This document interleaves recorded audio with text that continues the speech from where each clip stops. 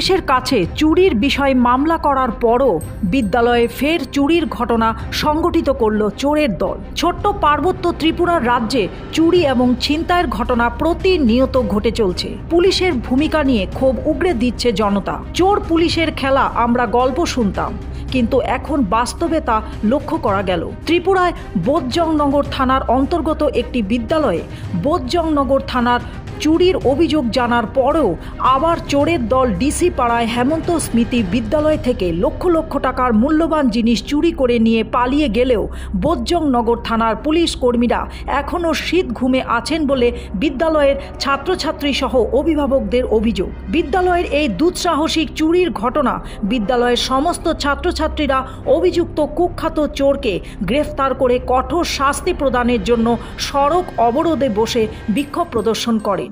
উপরের কালকে রাত্রে উপরের ওই স্মার্ট ক্লাসে একটা স্মার্ট টিভি ছিল, প্রায় দাম প্রায় 1.5 লক্ষ টাকা।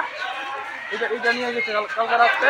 আমি জানতেছি যে স্কুলে আমি আইসি পর থেকে যে স্কুলে কদিন পরে চুরি হইতেছে, মিড ডে মিল রান্না হইতে হতেছে না, মিড ডে মিলের জিনিস ঠিক আছে অনেক কিছু।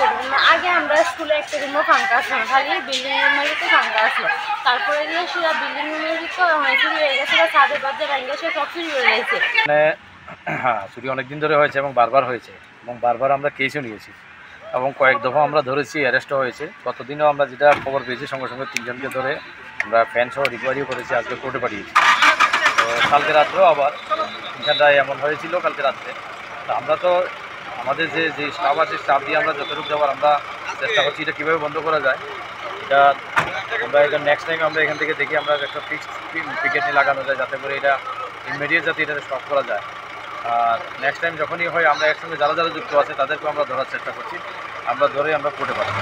ত্রিপুরা থেকে বিক্রম কর্মকারের report, U Bangla. U Bangla TV, হৃদয় ছুঁয়ে যায়।